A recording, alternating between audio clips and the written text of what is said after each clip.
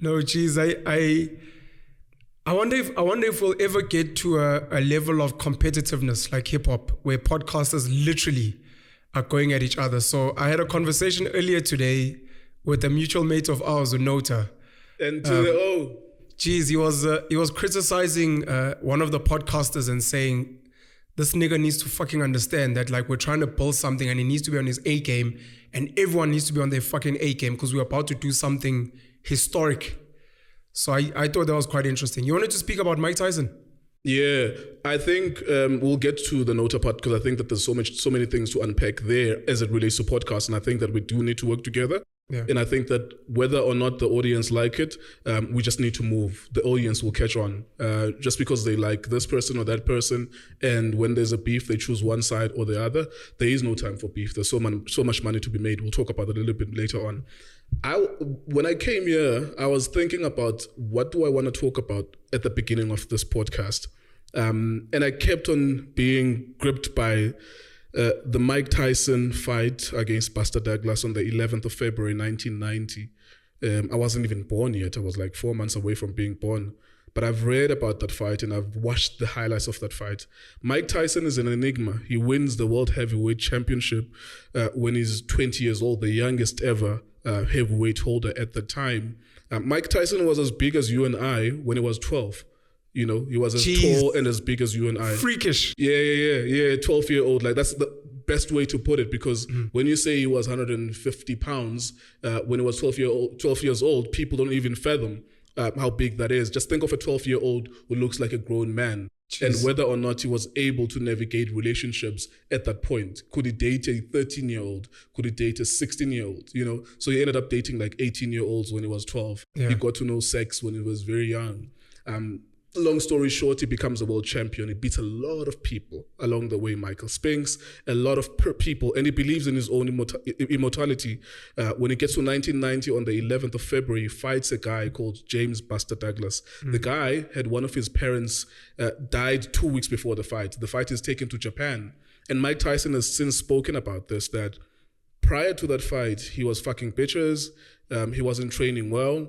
And he took things not so seriously, not as professional as he should have taken them. And at the time, there was a trainer called Castamado, the guy who took him in and he was his mentor. He dies at some point when Mike Tyson is still young and a fresh world champion. Because as a result of Lucas D'Amato dying, he doesn't have the person who tells him no, because he's so used to being told yes by the rest of his team. So he goes to Japan, he fucks bitches, and he fights Buster Douglas. Around the 6th round, he knocks Buster Douglas down, and he's done this in theater actually, and he literally did the countdown. He knocks the opponent down and he counts 1, 2, 3 until 10, and he says his argument is that I actually won that fight. That fight is the biggest upset in the history of sport, because James Buster Douglas gets up on the 4th or 5th or 6th round when he's knocked down, and on the 10th round he hits Mike Tyson. Boom, down goes Tyson. 1, 2, 3, and Mike is trying to get up 4, 5, 6. He's trying to get up 7, 8, 9, 10. And the odds were 42-1. What that means is, if you had bet 1,000 rands on that fight, you would have won 42,000 rands. Sure. If you had bet 100,000 rands for that fight, you would have won 4.2 million rands. That's how much of an unlikelihood that result was. And that was like the greatest sporting upset of all time. So as I thought about talking to you today, I thought, you know what? Not enough of these conversations I had about stories of underdogs. And I think those parallels are about me as well in my life, that I was born to a 17-year-old teenager who was raped, and I was born. And we were living in shacks in Cape Town. And what do you mean she was raped and you were born? She was literally raped. And I was born. Your dad raped your mom. Yeah, exactly. Someone and you're the product of... Absolutely, of rape. And I've spoken about this on podcasts, that I had the worst deck of cards, because here I am being born to a 17-year-old who was sexually assaulted by a family member. My grandmother, right, was a light-skinned woman who I believe was half white or half black. there's no such thing as half white and half black. It's for the purposes of this conversation that I describe it that way. Sure. She had fair skin, long hair, and stuff like that. Every time they arrested them during the apartheid years, she would be sent to the colored section. Yeah. She was maybe a slay queen as I look back into it, because she had 6 kids and raised none of them, and she would leave 2 sets of kids here to extended family members. 3 sets of kids there, 1 set of kids there. So all of her kids never really were raised in one roof, and she never really had a husband type of thing. I think she married once, but she left that. She never really had a stable relationship. She was a pretty woman, you know. And my mother was sexually assaulted in this family, Kwalanga, when she was 17 by this guy. I don't know exactly the story. I heard it. It was a traumatic story that they tried to avoid telling me until I was 16 years old. So that's my father, and I don't know him. He raped her, and then there was a quarrel, and my mother had to get away from that situation, and I was born. So here I am, Enyanga in KTC, the place with the highest murder rate in South Africa, and I'm born to a 17-year-old, was just given birth to a child, and then she has no place to go because they don't have really a family house. So her way of finding a place to stay is with other men. You know, so you change stepfathers from one place to another, different shags, and she experiences abuse. But what I'm saying is not to talk about that. I'm looking at the parallels of an underdog. Now I'm a successful YouTuber, bought my house with YouTube money. And I'm like, shit, I got the worst sets of cards, right? When you look at that, how you were born, no father, no mother, really was trained to raise this kid. But for some reason, the end story, but of course it's an ongoing story, but the end story of it is like, shit, man. Underdog stories are real, even though they happen few and far between, you know? So I was trying to make sense of why did I think about the Mike Tyson. Even though I like boxing, I like sports. I think sports is one of the most beautiful things in the world. I don't know if I would have coped with life because I had depression throughout. Not necessarily that I was diagnosed, but I think I had depression throughout, that there was lack of food, lack of love and stuff like that. But I think without sports, I don't think I would be able to do all the things I've done. And it's no coincidence that the first thing that gave me $1 million was a channel about football. That's brilliant. Yeah. Geez, just without going too deep into it, do you have a relationship with your dad? Did that ever get sorted? And what do you think got you out of that type of mindset? Because as you're saying, it's few and far between. You become an outlier because the probabilities say that if you grow up in a space like that, you're probably going to end up being a criminal. I mean, join a gang, whatever the fuck. Unless obviously if you are lucky to be good at school and then get on that way. But did you manage to meet your dad, get over that situation? And what do you think became the differentiator in your life from being stuck and then getting out? I never met him. I think I saw him once, but I never met him really. I never spoke to him really. It's weird whether or not I could call him a dad other than the biological coincidence that his sperm forcibly entered through my mother's vagina and I was born. Yeah. You know, I had no relationship and I have no animosity. I think he died as well. But I never reconciled that aspect of my life. I never really sought to confront it. In fact, the first time I confronted it was because I was interviewing a prostitute. Sexy Entle on my channel. And that interview, so the clip, someone takes clips and they put them on Twitter and it had 100,000 views because as she was sharing that, her firstborn is a result of rape because when she was 12, she was raped. Shit. The empathetic side of me, I didn't want to take over her interview. I don't like that. But the empathetic side of me said, you know what, I need to, just to comfort her, I said to her, look, there's a potential here that a boy could be lost, a boy child could be lost. Because she said that she struggled to hug him, she struggled to look at him in the eye. Of course. She struggled to kiss him because he came as a result of this, a sexual assault, which was somewhat violent as well. So I was like, shit, this is an opportunity for me to let her know that the person you're speaking to is a result of that and that we cannot lose one human being as a result of that. You know, we cannot lose that kid because they didn't ask to come into the world, you know. So that then, I would say mildly viral, 100,000. And then I got calls from newspapers. So Sowetan did a story about it. That was the first time actually I confronted it since I was 15. I'm 32 now.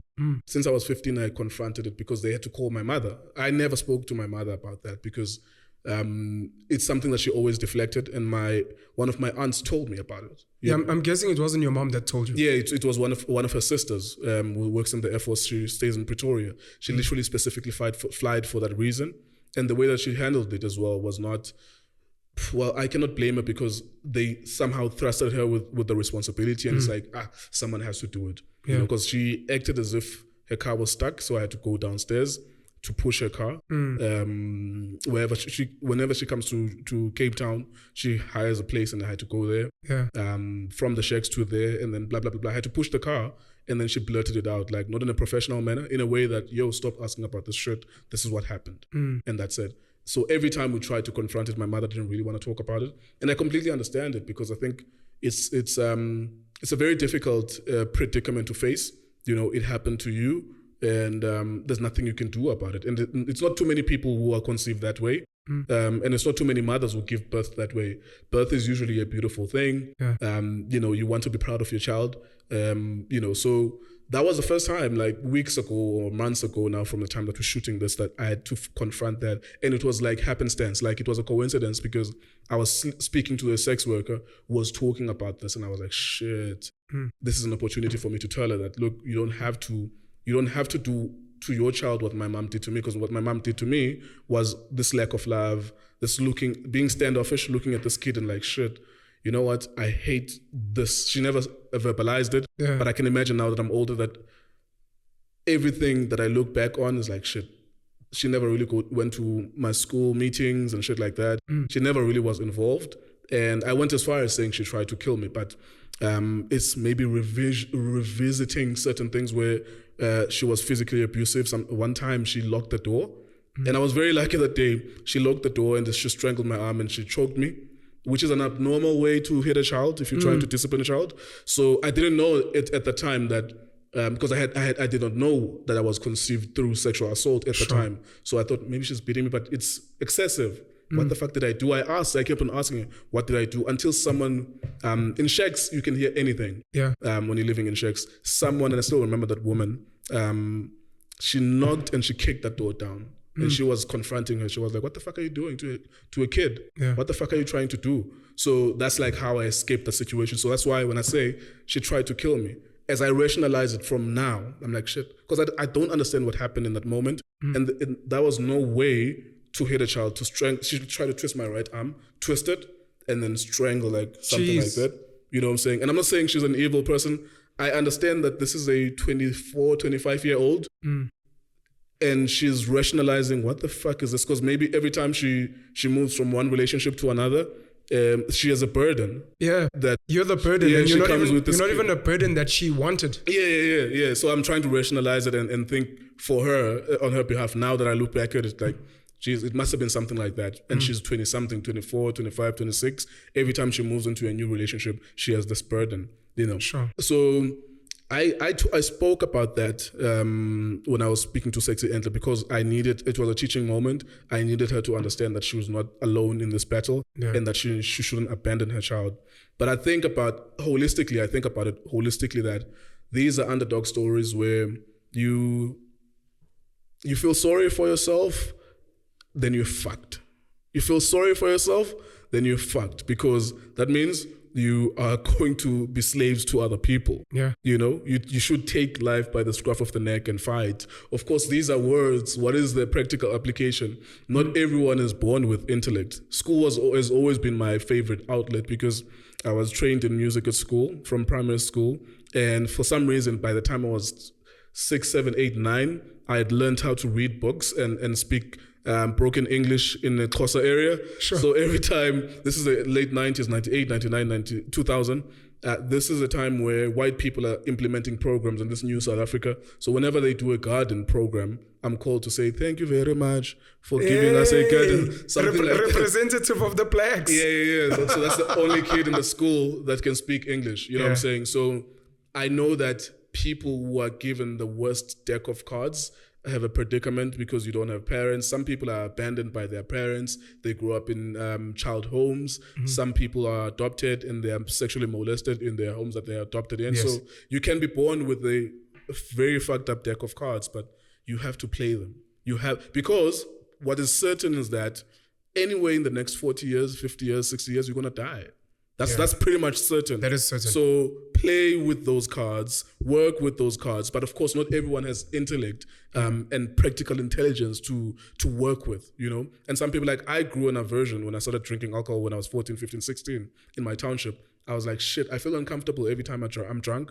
I feel uncomfortable every time I smoke weed. I do mandrax with my friends and we do gang violence. I You're feel part of a gang? uncomfortable. Yeah, like small, not necessarily major gangs. Yeah. Like small gangs in townships where if you come in this area, we'll deal with you because we come from that area. It's not a gang where that sells drugs and makes money. It's just some stupid bullshit, but it has consequences because you lose friends. If my friend goes like maybe a kilometer or two away from this area that we're in, they may be stabbed, and some of them got stabbed. They have toy guns, and then eventually someone else introduces guns. Someone else, it starts from weed. Someone else introduces mandrax. You know what I'm saying? So, but every time we did that, there was something in me that says, fuck this. Like, I don't want to do this. Every time I was drunk, I was like, fuck this. I don't want to do it. So eventually, like, I grew out of it. I was lucky enough that one of my aunts as well took me out of the township when it was getting a little bit hot. She took me out of the township when I was maybe 17 or 18. And she works in the army, so she stays at Cape Town CBD. So I literally just moved into the suburbs when I was 17 or 18. So I was very fortunate. I don't know what would have happened if I had stayed in the township, particularly at the heat of those things that we were doing there, because we had already touched guns, we had already touched toy guns that we were robbing people with. It would take one person recognizing that that's a toy gun, and then we have a mob of a community trying to kill us or torture us, something like that. So I was very fortunate. But just to maybe answer your question about how do you get out of there, it's very difficult, but you always have to keep in mind that you are going to die one day. What do you want to do? Like I find frustration even in the idea that I have to subject myself to a workplace environment for 8 hours. I feel trapped. So I want a degree of freedom where I have money, but I have less hours in a day where I have to do stuff, like 2 or 3 hours where I have to do stuff. So for me, that bothers me. So I try to design my life so that I don't have to be subject to that. But I had to do it. Between ages of 20 and 26, I had to work somewhere just to build, you know what I'm saying? To build up to a point where I can say, fuck work, you know what I'm saying? So someone else has to first build up before they give a middle finger to a work life. But all I can say is, you have one life. You are going to die one day. That's certain that you are going to die one day. So if you're going to fuck up your opportunity, I mean, I don't even believe, I've told you in our podcast that I'm not even a believer. I don't believe in God, for example. So I don't even believe that there's an afterlife. I couldn't care less what the answer to that is. If there's no afterlife, what do you think is? Yeah, but I couldn't care less. The only control you have is the now. Yeah, absolutely. That's it. Like, I know that I'm going to pass away at some point. I'm going to log off. And that's it. That's the end of it. So let me make the most of it. But I say that with a caveat to say, not everyone has intellect to work with. Not everyone has self-discipline to work with. Not everyone has the practical intelligence to say, this is what I need, so therefore this is what I need to do. So it's a heavy story, of course. And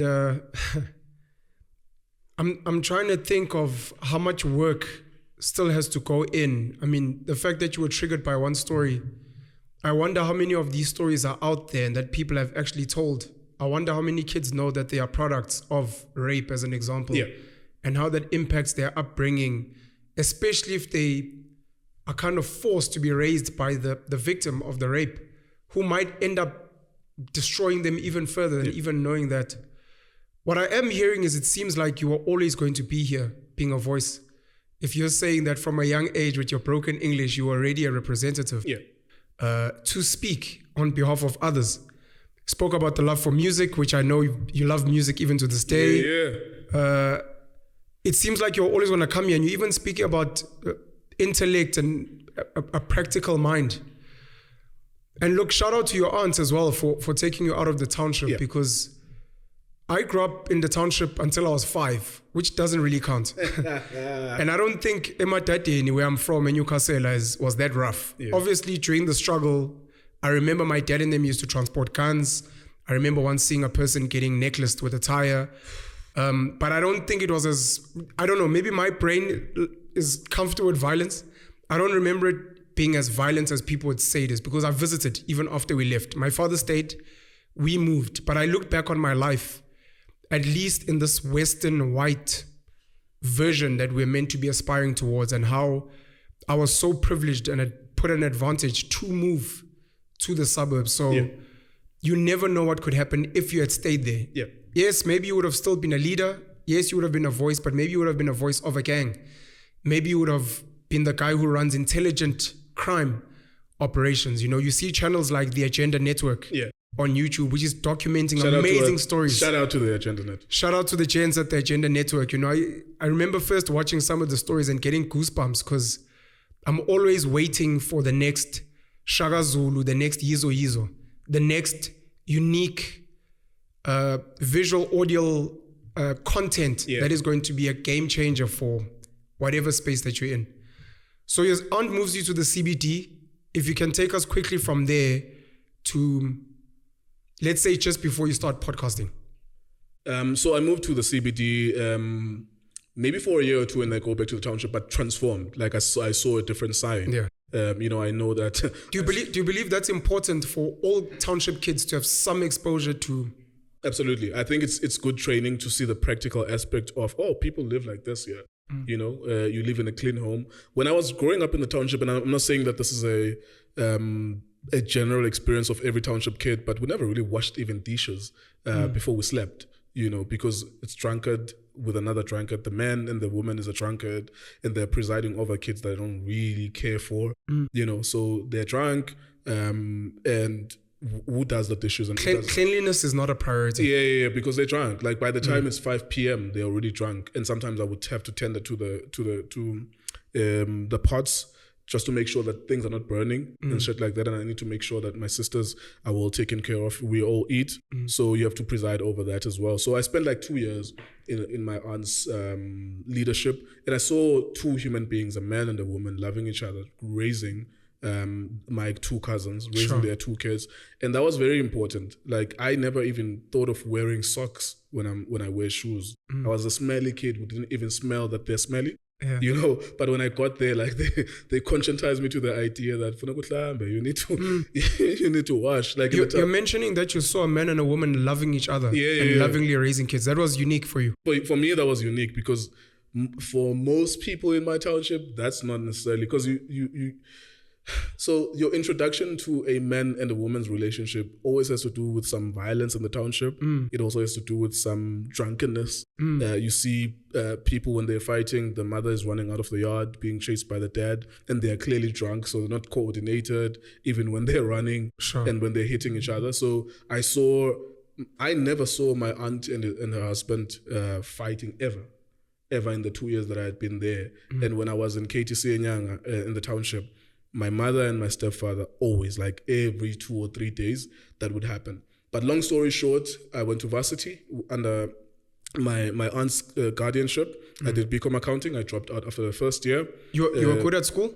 How did you get into? Was she paying? No, that was a problem. That's why I needed to drop out at some point because I did NSFAS in the first year, and then you go to the mountain as a Xhosa boy, and then when you come back, I came back to the negative news that something had happened to my paperwork at NSFAS, and the debt that they would cover in the first year, and I had passed like my first year at BCom accounting, the debt that they would usually cover is now transferred back to me, and that was like 20,000 rands. And for me, that was a shocker because I'm poor at the time. Like, what the fuck is this? I won't be able to pay this. Within 2 weeks, literally, I apply for a job and I get it at a call center. Jeez, congrats. I was very fortunate. But you never thought of, because I'm thinking back to when I was young, but in your mind, I guess your aunt as your guardian, other people around, no one is saying... Yeah, no one is going to cover that.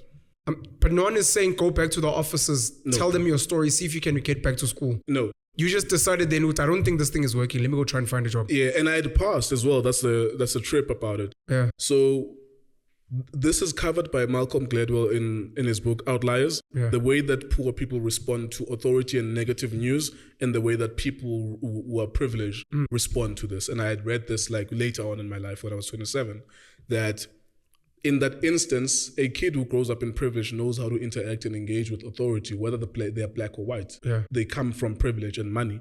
They know how to engage. They would know which office to approach. They would know what words to say. Yeah. When you are poor, you are most likely to accept what the authority is saying. And I accepted that I owe those motherfuckers 20,000. That's quite powerful what you're saying. I'm just thinking of the concept of, even now, I think I was relatively privileged, but I had a lot of fears growing up. Yeah. But the difference between my mind now and maybe a 19-year-old, being told you're being kicked out, even if I had failed, as an example, would have been a completely different conversation. I know I failed. These were the reasons. Things are going wrong at home. But to what you're saying, privileged kids that are from a young age taught to speak, especially to adults, especially to white people, especially to rich people, and be like, no, sir, I understand, but what am I supposed to do here? Because this is what happened. Yeah. So you're very right the about the two inferiority major complex. case studies of Malcolm Gladwell and Outliers about the part where your privilege and how it trains you to engage with authority, and your poor background and how it trains you to engage with authority. There's two people who are both white. One guy is a fucking genius, but he's raised by redneck parents. And one form is submitted late. And this guy is a proper genius. I forgot his name. One form is not submitted, and then he doesn't get financial aid as a result of that. He tails between his legs. He accepts his predicament that shit, I won't be able to go to school. And then the other one is someone who comes from a rich background, who fucks up rules, who almost kills one of his lecturers as a result, or professors as a result of not getting the marks that he was required to go to the next level.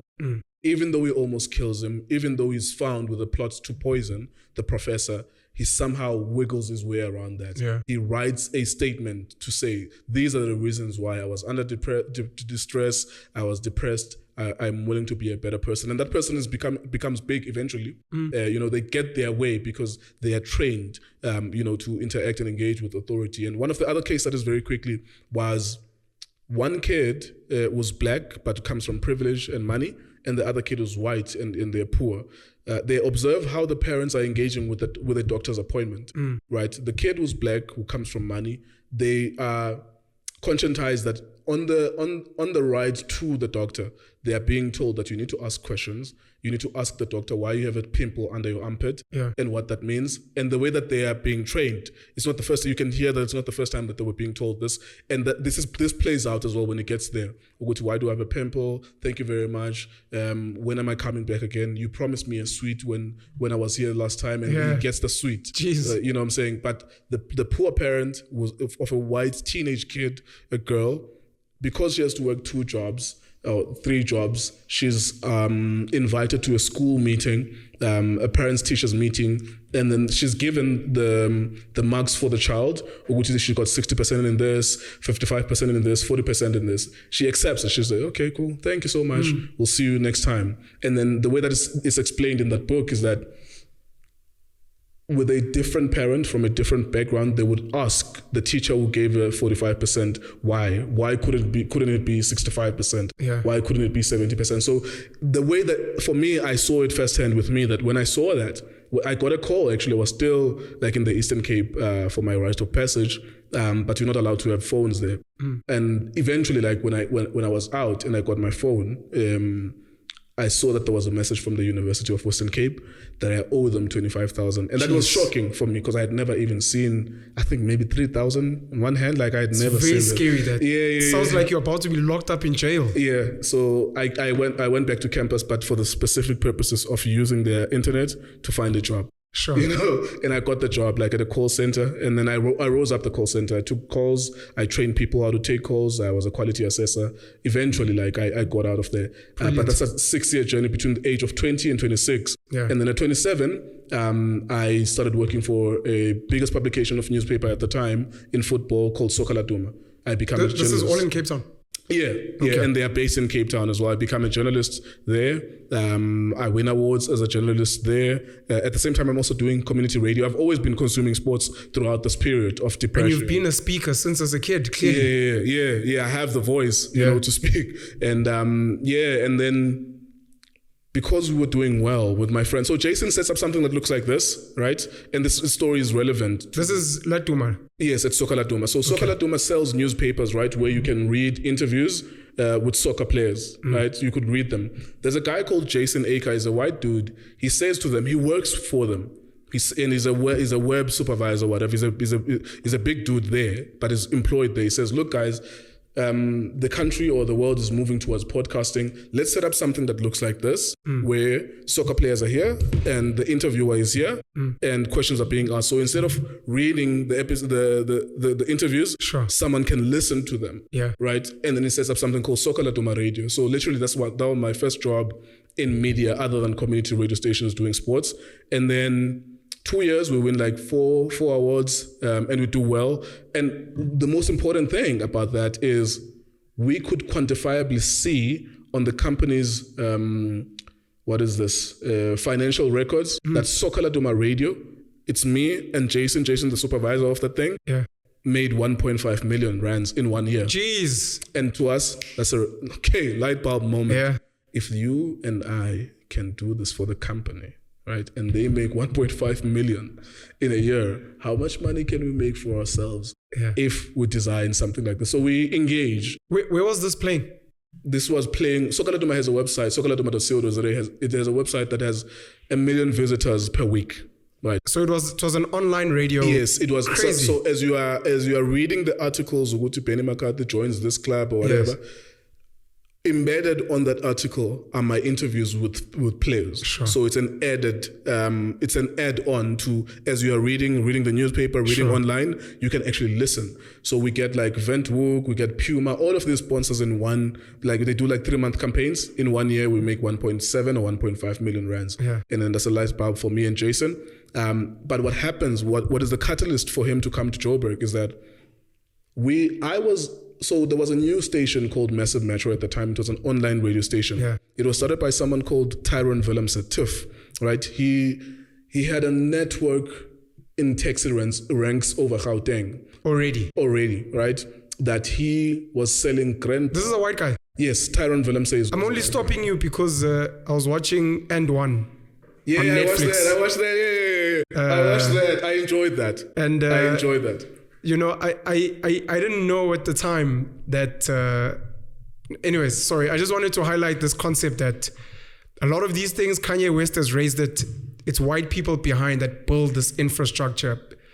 Can speak about Def Jam and about Rick Rubin and the guys. Jeez, sorry. So Tyrone, Tiff. Tyrone already has a network of... in Texas. Do you remember what it was called? Because I think I remember Massive Media. It was Massive Media. He has Massive Media. He has big screens, right? Sure. So when you are at the Tembisa taxi rank, when you see a Grandpa advert or an Omo advert, that's Tiff. He gets paid for that shit. You know what I'm saying? And he has relationships with all the taxi associations. Not all of them, but maybe 20 in Gauteng. Ongamla have been making money off taxis for a while. I'm thinking of SA Taxi, which is under the Jewish transaction capital. And constantly Ongamla watching from the back. And some of us black kids, I'm a non-racialist, but some of us black kids need to get our minds around that. I may not own a taxi. I may not be part of the taxi association. But how do I make money off this thing? Because we go to the same schools as these kids. Some of us have got like similar creativity. Yeah. Something has to fucking give. But all done to Tiff, by the way. Yeah, I think there's something about the psychology of having to assassinate a white person versus having to assassinate a black person. Hectic. So it's better that these white guys do understand exactly what you're saying. Yeah, it's like if you understand do it exactly as Penuel, what you're saying. Yeah. Because if you do it as Penuel, the guys at the taxi association figure out that you make 5 million, right? They're like, shit, there's a gap there. So there's a psychological thing, and it's been indoctrinated. I've got black mates that went to a top private school in this country who have opened an amazing restaurant bar / they have a white manager. And I remember asking them, and I think 5 words into their answer, I said, don't worry, I understand. There you go. So he has Massive Media. He starts Massive Metro. Of course, he needs people who are in the industry, right? Who understands radio. So he works with Leadership 2020, which is owned by DJ Spoo and Nicholas Regisford, right? And they are in charge of the recruiting the talent onto the radio, so that when you are hired by Massive Metro, you literally are contracted to Leadership 2020, which is run by Spoo and Nicholas Regisford. That's an interesting model. So they were almost, I can't think of an example. But they were basically brought on as partners, but the recruitment leg, you'll bring in and manage the talent. Yeah. And we'll give you as your share of the company. Yeah, you'll tell us how much it costs. Of course, you need paperwork for that. We need to know who's the producer of which show, who's the talent. And then if the bill is $1 million per month, Tiff's responsibility through ad revenue is to make sure that he covers that bill. Interesting. Yeah, but so they needed someone who is a voice for sports. And at the time, we were making waves on Soka Laduma Radio, being in this platform. And that's why I came to Joburg and won awards 2 back-to-back years, 2017, 2018. Take it easy. I was Sure. Please forgive us.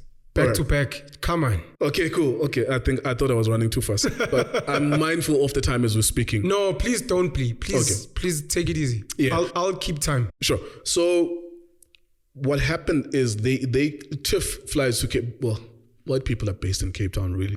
They have second homes in Joburg. Shout out to Tiff if you're watching, sorry. But they have second homes in Joburg. So whenever he's in Cape Town, he's in our boardroom at Soka Laduma, and I'm there as a mere employee. And they're looking for a voice to do sport on Massive Metro because they can't find a person to cover sports full time. But eventually they get Jabopule, Mark Fish. We devise a model for them where in order for you to get the numbers and the people that you're looking for, then get the biggest football. They wanted to cover football specifically. Get the biggest names in football. Mark Fish, Jabopule. I called Portia Modise as well. Said, "Yo, do you want this?" And then she said yes. And then she was in. Yeah. You know what I'm saying? And she got that. And then they got Motsidisi Muhono as a presenter. She's now presenting rugby. Yeah, she's amazing. I was with her at UJ. Yeah. It's you who told me that, or Nota knows her as well from UJ. It wasn't me. I wouldn't speak about Motsidisi. Okay. I don't know her that well. I just know her at UJ in the around the same time. In the context of the story, that he may have seen her at UJ as well. Sure. So what happens is I become the voice of that. They defer to us when they need advice, myself and Jason. But the catalyst of us moving to Joburg, you see, I already told you that there was 1.5 million that was made in a year, and that's a light bulb moment for us in 2017. We already know that we can do this on our own. And Jason is a white guy. He's 1985, I'm 1990, so we're relatively in the same age group. And he's a very decent and fair man. Sure. You know, there's no power dynamic that I'm your manager and you are this. We share ideas all the time. Brilliant. That's brilliant. So he lives because they refused to give him a share at Soka Laduma Radio. This thing he pitched. So this is the thing he gave. No, I'm asking this, linking it to that Malcolm Gladwell story of. I don't know Jason's life. Yeah. I don't know Jason's life at all. You but can just assume that the concept of when you have a good idea. Yeah. Some people would not even think of, let me pitch this to the company and say, look, I'd like to take this. Yeah. They just be like, He had already pitched it, and that's why they implemented it. Yeah. His expectation was that as these conversations are ongoing and this is 1.5 million, that guys, let's go back to the table. I started this, but of course, which is fair. The technicality is that you started it in our own time. You used your intellectual robust creativity under our time. Yes, as an employee. Exactly. So that's the technicality. But of course, as a fair person, you would say maybe take 20%. And if he says no. You know, but that was a catalyst for him leaving because it wasn't enough for him to get 30,000 per month and have this middle class life. Sure. He wanted more for himself because he was 32 at the time, or maybe 32. Yes, 32, 33, and I was still 27 at the time. We don't speak enough about entrepreneurs who hire talent, amazing talent. Yeah. We don't speak enough about how do you retain talent, and how do you make sure that when kids are coming to you to renegotiate, to speak, have a fair, honest conversation, because a lot of businesses in the world have been built by someone giving them a shit deal, turning them down. Yeah. And these people end up leaving and coming back to eat you. Yeah, absolutely. So we need to speak up, because we normally speak on the other side. I've got a great idea. The company didn't, but there are people that own that company. And some of us are going to be those people. And we need to be cognizant of, don't make the same rookie errors that those guys made. If you have talent, make sure that you give them something worthwhile so that any cool ideas they have must be here. Yeah, you are better off using Jason's brain to help build other aspects of your company. So early on, we're making 1.5. I mean, you want to keep this guy. What other ideas does he have? You know, and exactly. You should look at it from that perspective that we're paying these guys combined maybe 700,000. We're still making 600,000 in profit from the operation because it's only me and him.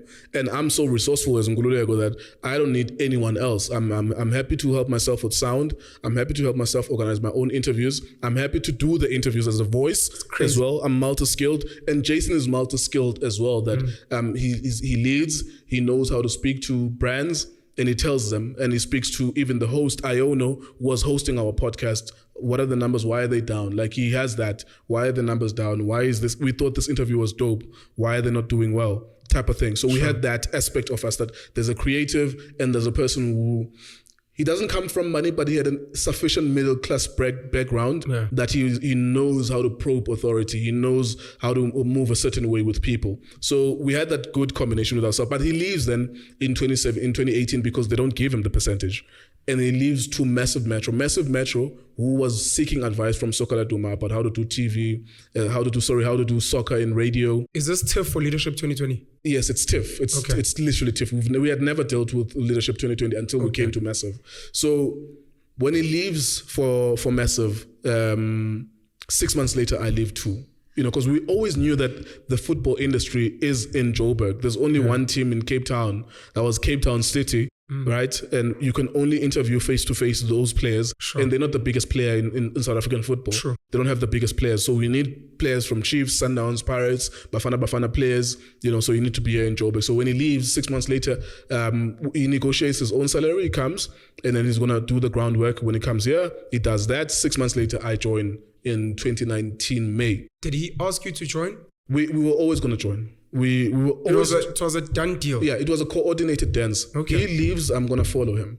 Before you carry on from Massive Metro, during these years, call center, moving up, working at Soccer Duma, at no point are you thinking, I need to go back to school. I've got this thing, Mos. I never finished my BCom accounting. No, in fact, if not, why not? I'm emboldened further that school is a fucking waste of time for me. For my profile, I need people to understand this. For the person of my profile, I'm in my 20s. I never went to a single party. I don't drink alcohol. I don't smoke drugs. And I'm organized. You smoke cigarettes? No, I don't smoke. I'm an organized person. I am the leader of my own football association. At that time, Nyanga Football Association, we had like 30 teams, over 2,000 players.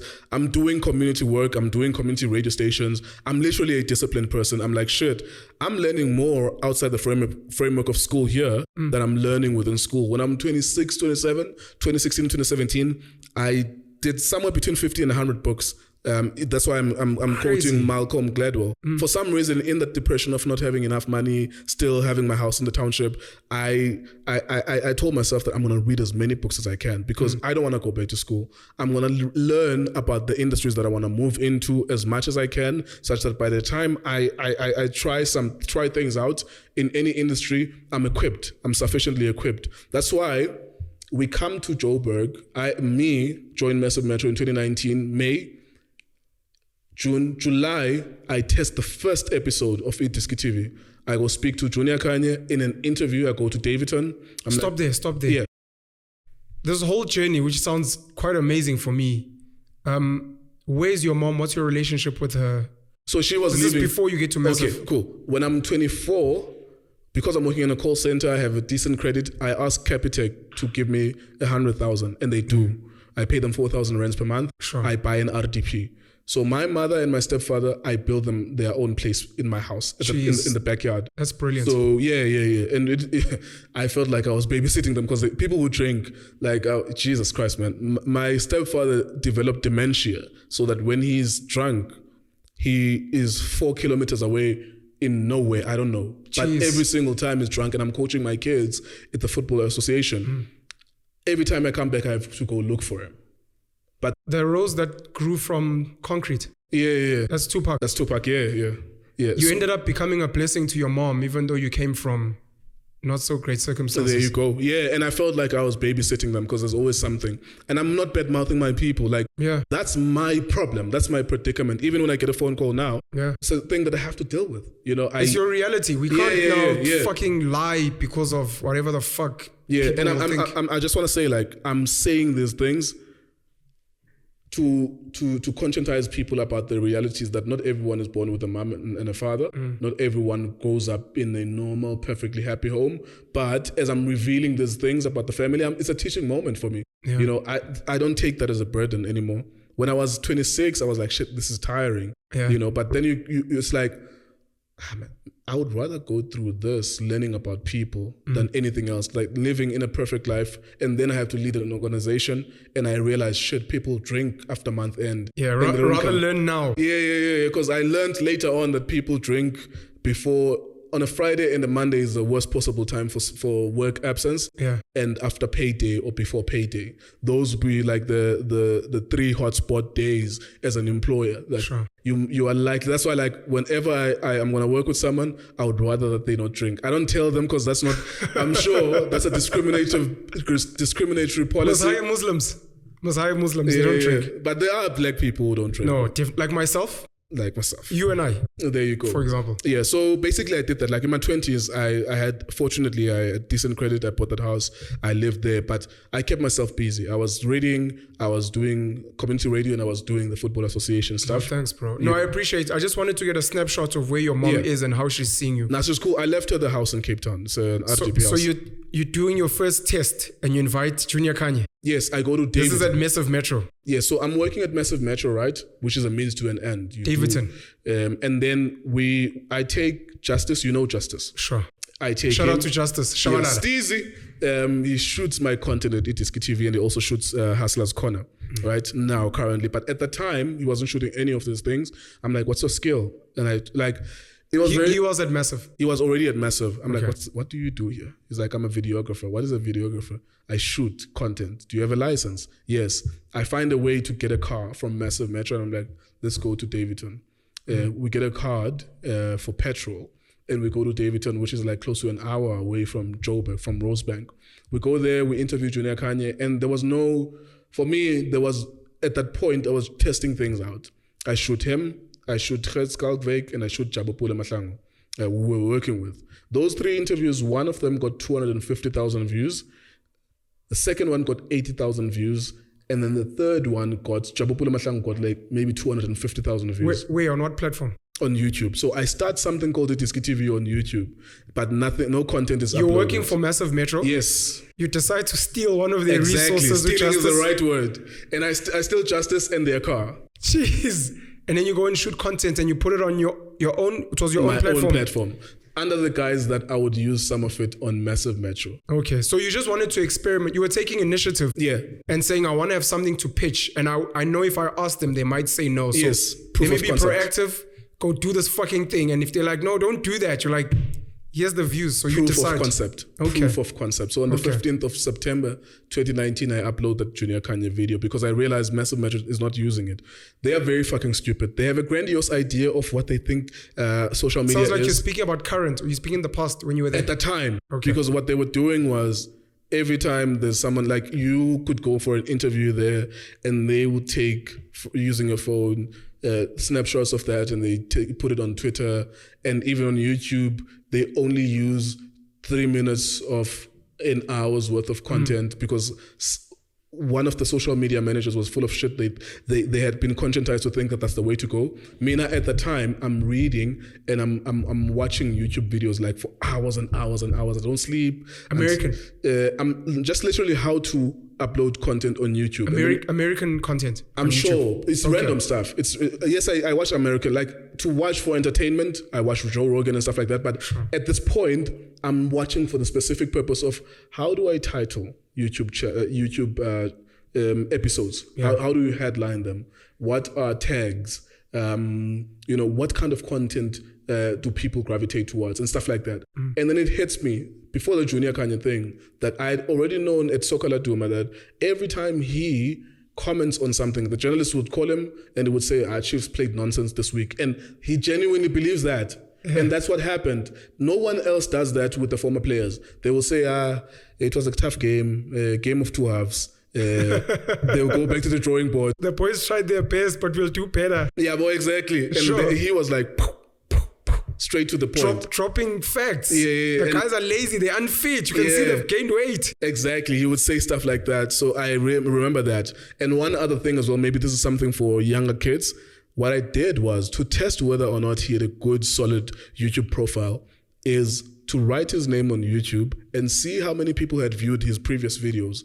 One video had already been seen by 1 million people, Junior Kanye's skills. Another video, he didn't have teeth. Someone had shot him on a phone for 3 minutes. I think it had 500,000 views. So you already know that there's an audience that is curious to know about him. Yeah. That's why the first episode does 250,000 views eventually.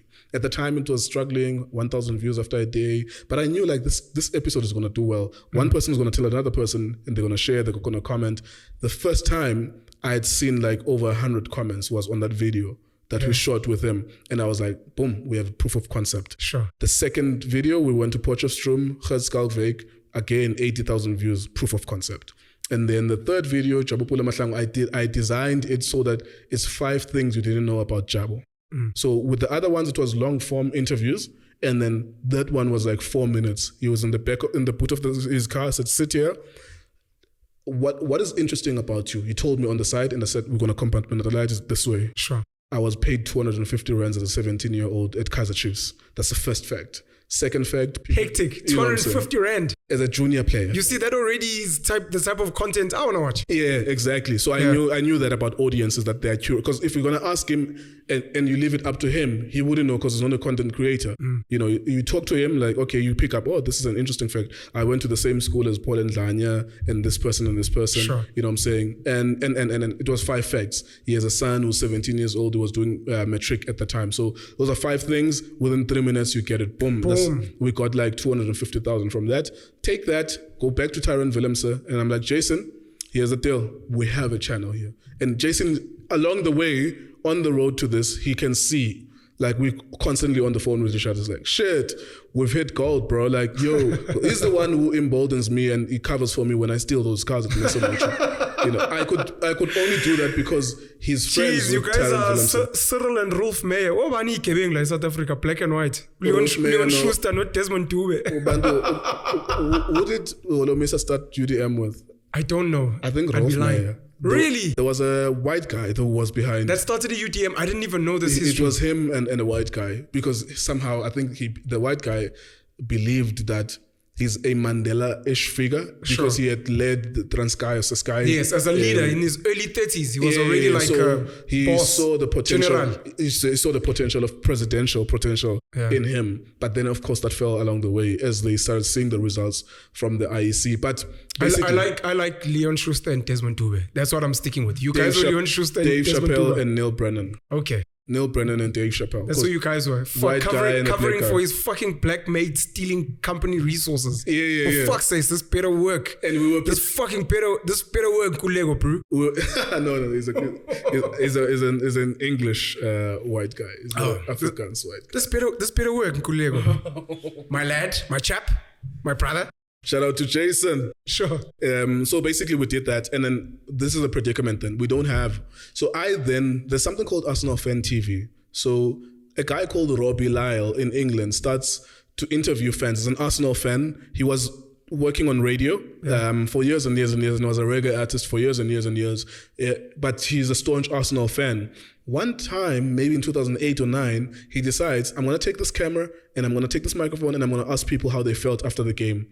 So he starts something, the format that we have at iDiskiTV, I take it from him. Sure. Because he asks people questions after the match, they give him answers, and then it gets billions of views. He's a multi-millionaire now. His life transforms, and he builds even studios. There's studio shows, and then there's fan shows outside the stadiums. It's big. Like, they make maybe 5 million views in a 7-day period. Crazy. It's insane, right? So the actual format itself, I'm like, okay, I'm going to take Junior Kanye. We're going to go to stadiums and we're going to watch the game there and ask him questions because I'm already a journalist anyways, which helps as well. I know as we watch the game, what are the points about the game. There was a red card. A coach made this mistake in terms of wrong substitutions and stuff like that. So it's a good combination. And he is very honest as well. We shot our first video and it gets 40,000 views.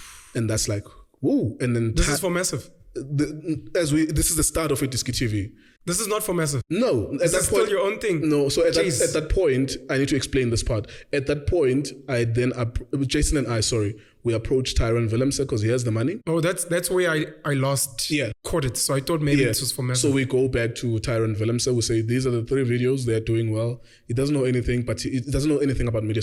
Tyron is very experienced in business. Sure. He helped us a lot with a lot of deals, but he doesn't know anything about the media industry.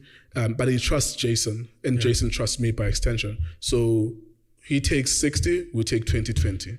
Unfortunately, at that point, because we know that it's going to be successful, right? But we can't know. Like, you don't know if it's going to be you never know. 50 million you never know. Worth business, because at some point it becomes we have a newspaper and we have a website now, a newspaper that's circulating on all ShopRites every Tuesday as a deal that we have with ShopRite. Wait, this is a real thing that you're telling me now? Yeah. That's iDiski Media. iDiski Media now has a newspaper, a visual product, and then a newspaper, iDiski Times, that's on every ShopRite every Tuesday. When their boys are fucking left and they chowing their... Exactly, their market share. Yeah. We took into their market share, and the valuation of us... No, before you go there, we'll get there. Yeah. Let's get back. So you guys go to Tyron. Yeah. And he said Tyron doesn't want this for Massive.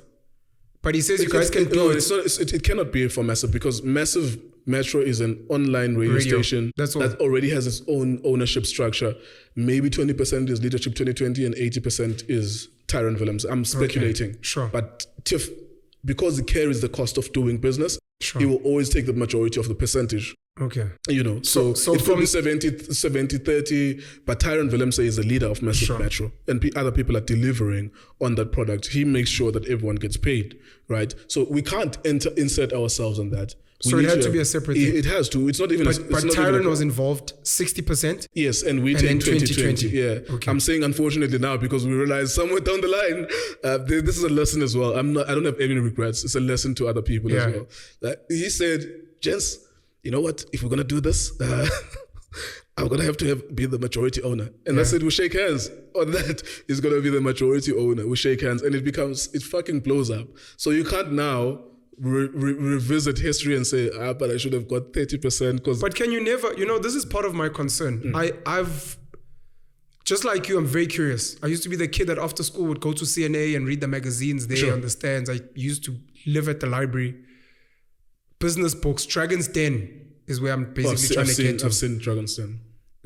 Can you not always go back and renegotiate? I mean, for example, if you have coins, stupid little example. If you have coins, forget coins. So you and Jason have built iDiskiTV, and let's say Sokala Duma is R1 billion business. Yeah. At any given time, I always feel like if you're dealing with intelligent people, you can always renegotiate. We've built this thing. Can we sell it to you? Can we partner with you? On what leverage? We agreed on 60-20-20. On what leverage? Why? That we could leave and build another one. What could it? No, man. Come on. Is that snaky? Yeah. The integrity of that is But bullshit. It's because you're not willing to renegotiate something more fair. Like maybe you're giving us resources, as an example. Yeah, and that was the deal from the beginning. You're giving us resources. If you guys need extra money, if you need fuel, sure. But do your thing, boys. Go crazy. That was it. Now, this thing looks proper. And obviously in Dragon's Den, part of the deals, which some people learned later, you negotiate for, I want to sell 10% stake for this much. And then one of the dragons says, I want 30%. Yeah. But if you reach a certain target, I'm willing to give you back 10%. Yes. You see, that was one of the things that we had discussed that he gave from his side, was that I think it was supposed to be 10, but it was, if our newspaper starts circulating 100,000 papers per week and we start selling solidly, that we would get 10% from that. But it was almost virtually impossible because the cost he would have to carry. We realized later on that newspaper costs are very expensive. Sure. You could spend upwards of 400,000 to $500,000 to just print 20 to 30,000 newspapers. Yeah. There's so much costs into it. You could spend $500,000, and he would have to carry that. So so just to go back to what you're saying, though, I'll explain this a little bit further on. I think that you need leverage in order to renegotiate. On what basis would we? I agree 100% with that. You need to have some type of leverage. Yeah, you know what I'm saying? Because it would be snaky, as you said, if we say shit. Because at some point we become famous, we become popular. Yeah. It blows up, and I can't just say, well, the thing has blown up. I can take these guys just because now I can carry the cost of paying them per month. Yeah. I can take these guys and we can do something else. Ipola to whatever the fuck you want to do. No, that's snaky. By the way, I'm stealing that idea and I'm starting tomorrow. I can even help you. She sokala to manati so kala na machitala. I can even help you. I can even help you. You guys are gonna be so fucked. Watch the space. Lucas Khatebe, no Penny McCarthy. Sorry, please carry on. So basically, that's the ownership structure at the beginning, and then at some point we do like maybe 6 or 7 months later, because of the success of iDiskiTV, it attracts world sports betting. Sorry, you were speaking about the leverage. Sorry, I interrupted you. Yeah, so you must have leverage because it's very important, because you can't revisit that conversation back again. You can, but you could perhaps say that here we are now. We're delivering a very hot product that's making, at some point it was pushing 150,000 per month, right? iDiski alone, with YouTube revenue. 150,000 rand. Yes, per month. Now, which means the pressure on TIFF to pay staff was lessened, because this thing is starting to make its own money. So at that point, if Jason and I had money, we would not even go to TIFF in the first place. But if we had some money to work with or play around with, we could go back to the table and do an ambush, which is not the way that I would like to do business. Although I'm inexperienced in business, I would not want to do a business that way. We could do an ambush and say, look, we are buying back 20% of what you have. So the buying back should always also be an option. So not even renegotiate, but can you sell us a piece of your stake? Yeah, we could do that. But I think it was very important to have him, because later on, although at the beginning I thought, what we need from him is to pay staff and secure us financially. Yeah, he actually was very important when World Sports Betting took over the business and bought 51% of the business. Because before we get there, there was a point I wanted to make: renegotiating leverage. Yeah, I really hope sooner rather than later, more of us, and by us I'm speaking about anyone who doesn't come from a background where your family had businesses, where you're Jewish, as an example, I really hope we'll get more financially literate. Yeah. I think the game becomes so much more fun when people actually understand the fundamentals. Whether it's negotiating, renegotiating, how much, what's fair, how do we raise debt, who is actually the star of the show, etc., etc. Because one of the things, I was in Pietermaritzburg at DUT, and I was speaking to the students who do entrepreneurship there. They have an InnoBiz incubator, which is doing amazing work. But I was telling them that to me, what I've learned is that business is no different to soccer. The difference is that with soccer, we know everything. We can read, log, we know what the abbreviations mean. Yeah. It's like, sure, Ntwana was 17 last season. Yeah. We're so literate, so soccer literate, It may not be financially, you don't know how much you're worth, but at least you have that. We should be doing the same in business. I should ask you, how much are you turning over? Who are you dealing with? What is your part ownership structure? Who's funding you? At what rate? And I think then the conversations, the negotiations, even if you lose, it's like, you remember when I beat you in the boardroom, like, fuck. It's because you're that piece of information. And it becomes an amazing game that we can play with each other and that even other kids can do. And even when you meet people, and I start seeing now how seasoned business people, obviously, when they meet ignorant people, they're like, I'm about to eat these guys, and they don't know. But when you meet people that have an understanding, it becomes such an amazing game, because it's like, this kid is talented. I know what I'm doing. So when we speak, I see gold. He knows he has value. He's evaluated how much it's worth. So when I come in and I'm like, I'm a billionaire, he's like, oh, snap. What do? I do this. Oh, okay, we can partner in this. You're like, I'm already way ahead of you. Yeah. Besides it being a game, Penuel, sorry to cut you. Besides it being a game, I think you and I, Sbu, MacG, Soul, Nota, everyone was made some money podcasting. Sure. We have a responsibility to teach everyone. David Mashabela. Shout out to guys at Everything SA Music, apparently. Ria and Blackstaff as well. Everyone who does podcasting, if you've seen some money, I know it's an uncomfortable conversation for some people, but I think that if I had seen or watched Spoo break it down, and I bought his book, and I was buying it for the specific purpose of seeing which deal did you make, what percentage did you get on MoFire, for example. Sure. And I bought it around the same time as we were negotiating stuff, and I was trying to learn, but then I got, so the guys who opened Twitch, who started a streaming platform called Twitch, they sold to Amazon for close to $1 billion. That's when I got like, and Justin Khan, he's an Asian American. He literally broke down all of that deal, what went down behind the scenes, so that by the time we were negotiating with World Sports Betting, what do we want, blah, blah, blah, blah. Jesus, beautiful. At least it was an easier thing. If I had heard it from Spoo, it was going to be a way easier thing. And that's why I'm telling people what I'm telling them, because when they are confronted with a situation like that, at the very least, they have a point of reference. They know, okay, I can play my cards this way. Maybe let me hold it out. Let me hold it out for a longer game. Let me not take 2 million now for something that could be worth 20 million in the future. If you want to be an amazing soccer player, you watch amazing soccer players. Absolutely. If you can read Diski Media, Soccer Laduma, whatever, since we're giving shout outs, and then our new Ipola Leto, of course, which is coming in stores soon. Yeah. That's how you get better. So from a business perspective, at least this is how I've been. Forbes, Bloomberg, CNBC, read the deals, follow there's at Mano Matima on Twitter who breaks down deals and economics in South Africa amazingly. No, if you're serious about being a business person, I fully agree with what you're doing. Go and study other deals so that when people come through, you're like, psh, take it easy. Yeah, but you must always know your context as well. Like, you must know your context. Yeah, as much as you're seeing the Amazon deal for $1 billion US dollars, you must also know, okay, this is where you are. This is your leverage. This is what you have to play with. Don't overvalue yourself. Don't undervalue yourself. Of course. Let's go back. Sorry, I disrupted you completely.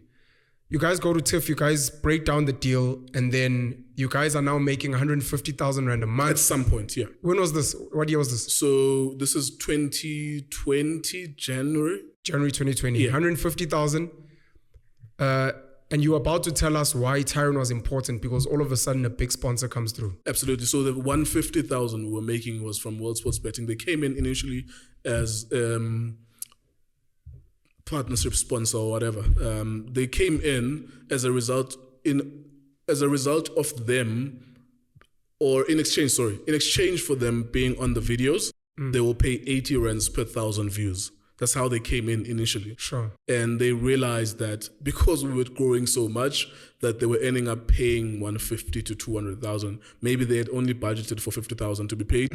So they realized, and one of the things that they did from the beginning was that they would start competitions just to test whether or not these guys are buying views or this is a real thing. Yeah. So if people are actually reacting and so engaged. they would do competitions like SMS the word Diski 50 to 31020 whatever. Yeah. And then they would get the most engagement that they've ever had. They are on SuperSport, they are on SABC, and they do these things, but they don't get as much engagement from that. Crazy. They would get 2,000 people responding, 5,000 people responding to their competitions, and 5 people could win. And of course, it gives them like the comfort to know that they have a good product here. How does World Sports Betting get to you guys? I email different sporting companies, betting companies. I email Hollywood Bets. I email Sporting Bet SA. You took the initiative. Yeah. Jason and I were kind of doing that. This is because of your background in understanding. You spoke about certain sponsors when you guys were working at Soccer Lab. Yes. It's that type of understanding. Yes, we come from that. Yeah, we need to get people to come on board. Absolutely. They don't come to you. You go to them. You go to them because you have a product. Because you have a product that has 500,000 views at the time per month. You know, it's like, we need to make money from this though. Like, in as much as YouTube is giving us 20,000 rands at the time per month in YouTube AdSense, we need to make something out of this beyond that. And we do that. We speak to Diadora, we speak to different companies, and I write emails, like, because emails are very simple. Hi there, this is the company, here's a link. Would you like to have a look at this? And Rhino Duplessis from World Sports Betting is a very, very good dude that I speak to from time to time. Yeah. He's moved now to the Mr. Price group, and I was trying to get Nkululeko Nkewu to do that, to work something out there, but the kind of content that we're doing, it kind of shocked them because we speak to prostitutes and prisoners. It's not aligned, yeah. Yeah, and I don't but blame prostitutes them. Also weigh Mr. Sorry, please carry on. No, I don't wanna. Please carry on. Please carry on. Yeah, so Rhino Duplessis, he responds, and then he's happy because within the emails there's links to the product. He watches it to see like there's so many comments, so many views, and then the conversation moves from me to I'm like, speak to Jason from this point because I'm doing content. Like I literally am the creative aspect of this, and he will take it from there. Yeah. And we have that relationship for 6 months, and then 12 months later they realize like they've spent in a year. Well, they get like greater return on investment because we give them discounts on stuff, and we're over delivering on views. And they're paying maybe 200,000 per month. It keeps on going up and up and up. They realize maybe they've spent over 2 million on it, and then they come with an offer. And yeah, that was an interesting time because all of this stuff you're telling us now, there's no confidentiality clause. You can't speak about this. Please don't tell anyone. If there is, we worry about those things. If there is, fuck it. What's the worst thing that's going to happen? I'm trying to teach people. They want to sue you and close the deal. Don't do that. Don't do that. Don't do that, Kader. I love it. So I'm not asking you to be sensitive or to censor yourself. I'm raising it just as a. I get it. I get it. No, there's a lot of information we need to share and we need to learn because this is how we get screwed over. Yeah. But people have to be cognizant of the fact that certain deals have confidentiality clauses. So people must just be sure before they share stuff. Okay, let me say this quickly. Let me say this quickly. I'm in control of what I'm going to share, and I know exactly what I'm talking about. Happy days. But you guys have a contract. Yeah. We literally had, oh, Jesus Christ, those like 50-page things that you had to sign during that deal. But you guys were about to get paid, boy. Yeah. It's very stressful. So basically, they buy 51% of the business. We have an auditor because we have a paper now, and we have, so the iDiski Media is iDiskiTV, the visual product. There's a newspaper aspect of it, iDiski Times, and then there's a website, iDiskiTimes.co.za, that has 3 million visitors. This is a company. Yes, it's literally a company set up by you and Jason. Myself and Jason, and Tiff joined later. As a financier, yeah. It's a company, registered company. Absolutely. You guys are directors. You can find it on shareholders. CICP, directors and Brilliant. shareholders. Yeah. iDiski Media, you can find it on CICP. You'll see all of our names. World sports betting is like, motherfuckers, we've got cash for days and we're tired of fucking outsourcing this bullshit. Absolutely. We want a piece of the pie. They might as well just own it, and they own the majority of it. I think 51%. Yeah, the majority, 51%. So they take 10 from me, 10 from Jason, and whatever makes 51% 31% from Tyrone Willemse. Sure. You know, so we get a couple of M's, Jason, myself, and the couple of M's is where the confidentiality is coming in now. I don't want to. So I'm revealing percentages for them, but it's unfair to them. Like if I were to, if you were to tell us how much you got for your 10% stake, it will expose the other chance. Yeah, so that's what I'm saying. You'd rather not. Yeah. I would rather not do that, but because of them, not because of you. Yeah, otherwise you tell us. Because you're going to tell me after this. I've told you. Of course, Mrs. Of course. I've used that money to buy a house, and that was the end of it. Congrats, by the way. Yeah. Jeez, this is amazing. These are the stories we read about in Silicon Valley, Israel, Hong Kong. You don't think these things would happen here, and especially something to a lot of our parents. YouTube, Umuzi, that doesn't even make sense. Where do you work? You're lying. Oh, you work for World Sports Betting? No, I don't. I actually work for myself, and they are partner in something we do, and they paid me out a stake for content, and I bought a house. So we did that deal. It was very stressful because there were disagreements. There were amounts that we thought. So I can reveal this, that we had an auditor to audit our business, project how much money we would make based on what we were making at the time. And Sokala Duma was bought by Media 24.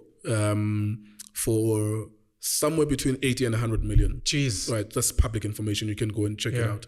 Right, so the auditor who audited us independently gave us a valuation of somewhere between 40 and 50 million. So as a channel? Because it's a media. Oh, sorry, as a company. Yeah, my apologies. We have a newspaper, we have a visual product, and we also have a website. A website as well that has 3 million visitors every month. Crazy. You know what I'm saying? So basically 50 million. Yes, between 40 and 50.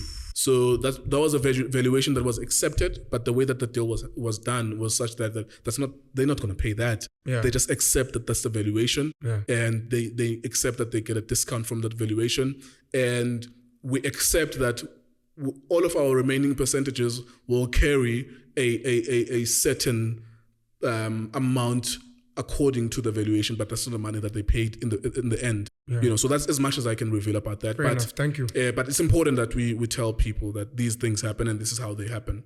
Yeah, but so we basically have them as partners, and they are the majority owners of iDiski Media.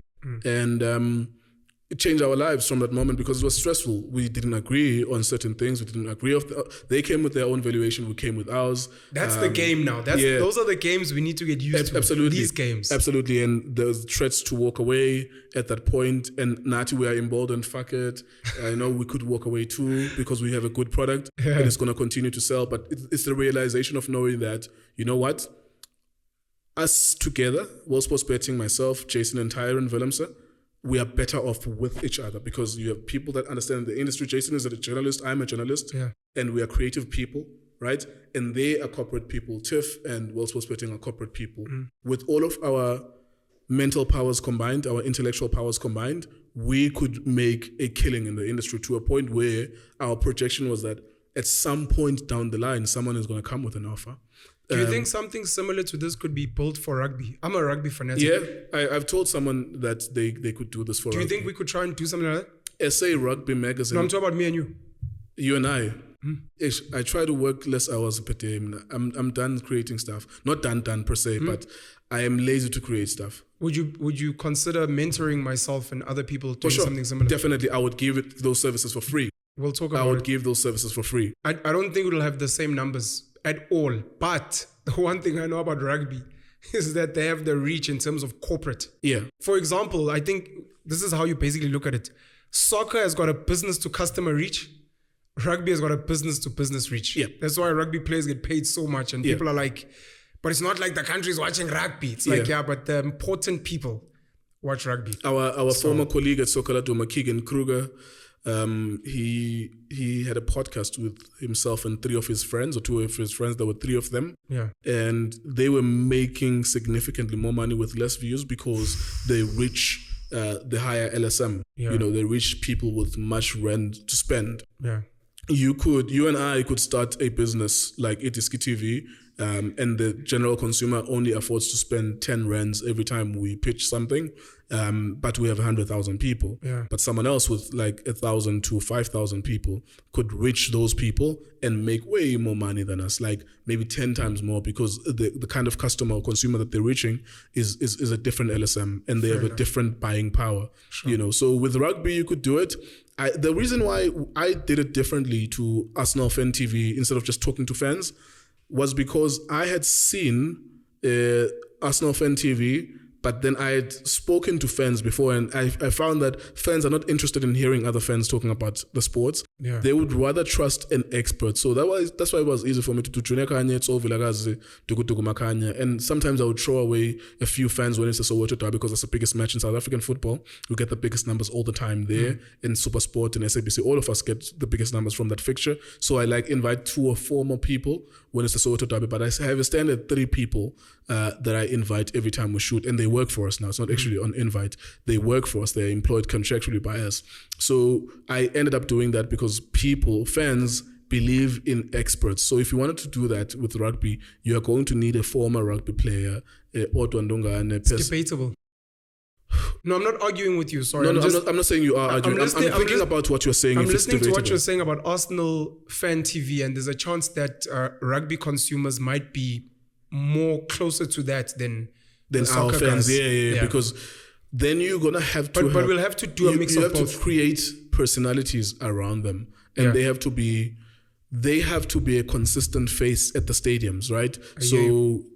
If I saw Penuel as a fan, I need to see him again and again and again every time matches are playing, because the randomness of having someone that you're not going to see again is what maybe kills it for the fan.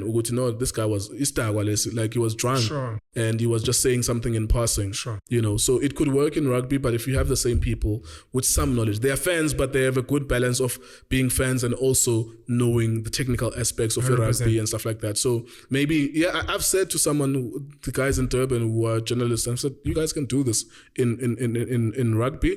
You can also do it in football, because I want people to do another iDiskiTV. I genuinely, from the bottom of my heart, I want someone to do iDiskiTV, and I could even mentor them. I told you. Yeah, we're going in. Yeah, for sure. Like, I could even mentor people to do that, because I understand why we're successful. We're successful. All YouTube channels that are successful because of YouTube algorithms and placement by YouTube. So we do have 300,000 people from Facebook who are our followers, but the bulk of the views, every time we have 100,000 views in a video, only 10% comes from Facebook. The rest is YouTube just doing its work. Sure. YouTube has seen that people are subscribed to this and they like it, and people who look like them or speak like them, because YouTube profiles every user. They will say, okay, this guy is black, he's in South Africa, in Durban. They know your location. Crazy. So they will push that content to that person. Okay, the black guy in Durban who speaks Zulu as his language, or usually watches Zulu content, has watched. So let me just push it to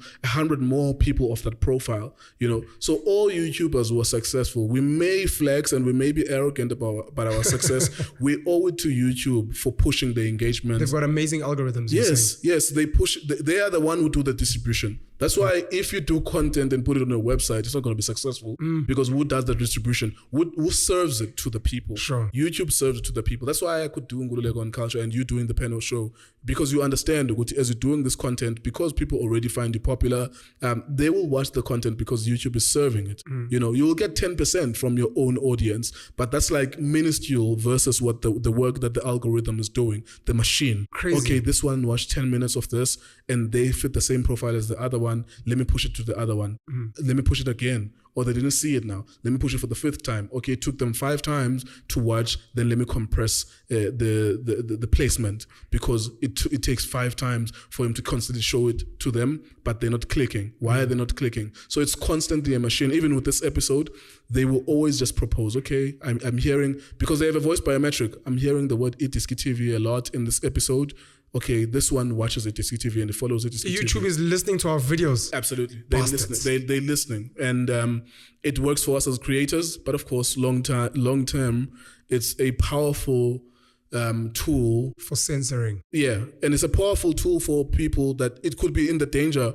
It could be in dangerous hands as a powerful tool. Yeah. Just as when we have these cell phones like this, they are hearing the conversation, so that if we mention products when we're on Facebook, they will pitch those products when we are scrolling up and down on Facebook. For a while, that was a conspiracy, but it's been proven time and time again. It's true. Conversations you have on your phone's listening. Next thing, Google Ads is pumping stuff flights like you to mentioned. Durban, and you're like, what the fuck? Just what because a coincidence. You mentioned Durban, No. Absolutely. I realized. Sorry. Let me just wrap up the part of your business now. So that's where we are now. 51% is owned by World Sports Betting, and the rest of the percentage is owned by myself, Tiff, and Jason.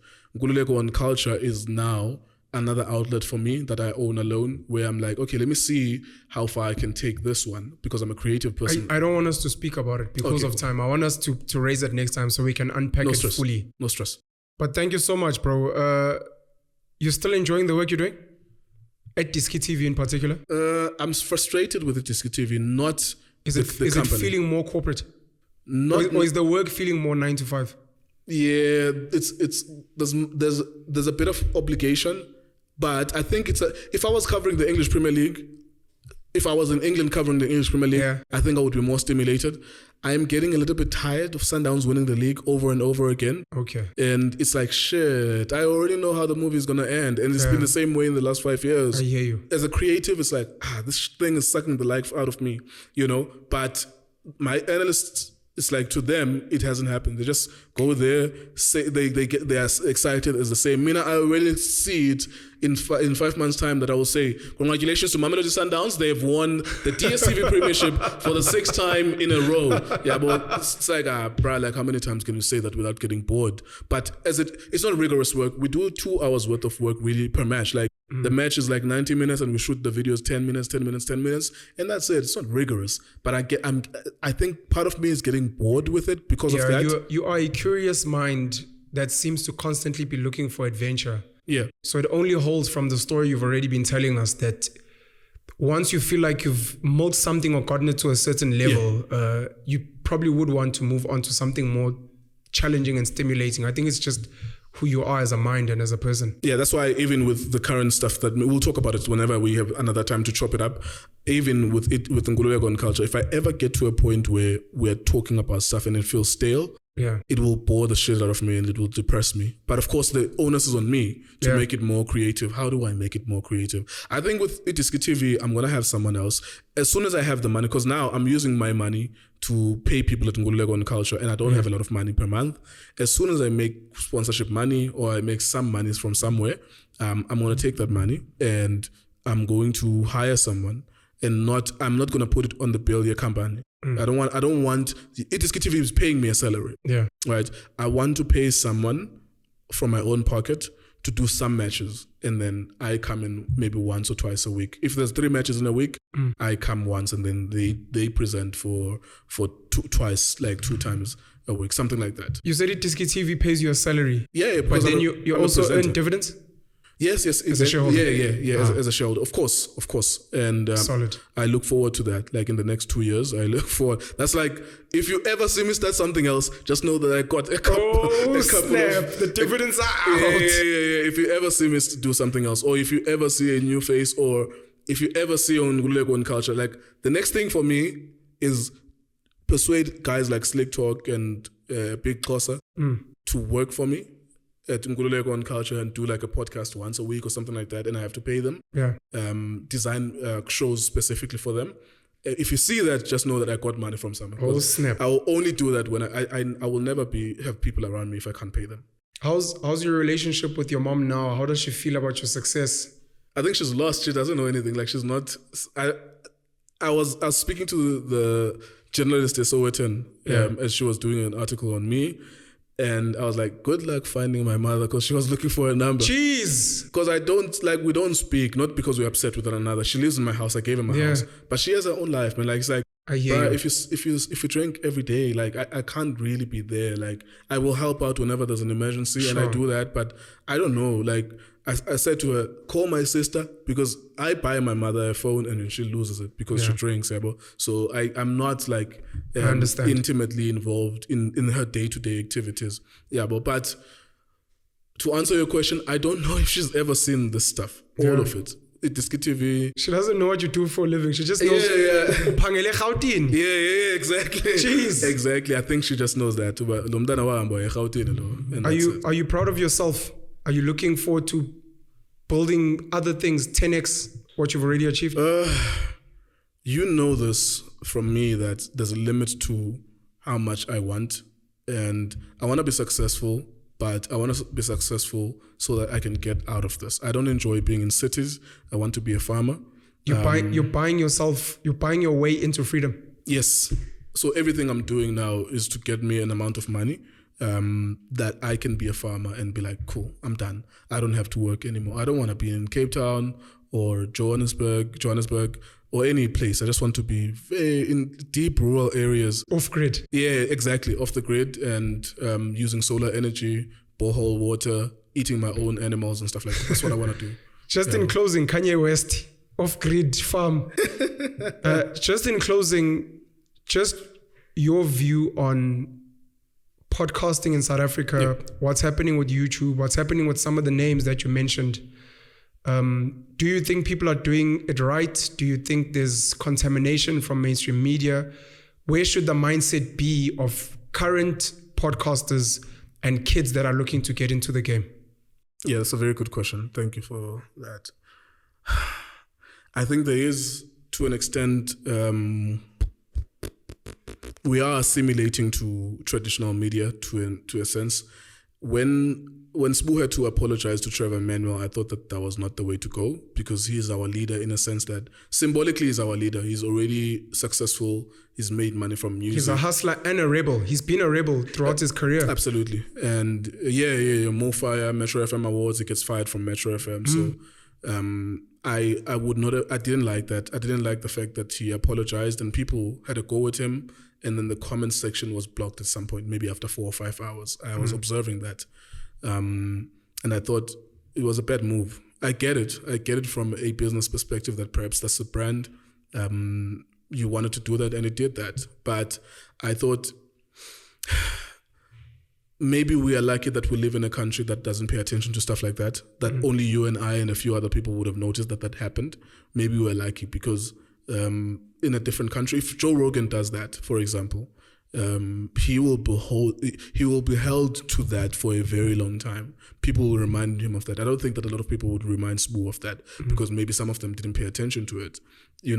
I think there is great potential with what we are doing yourself. I'm so happy.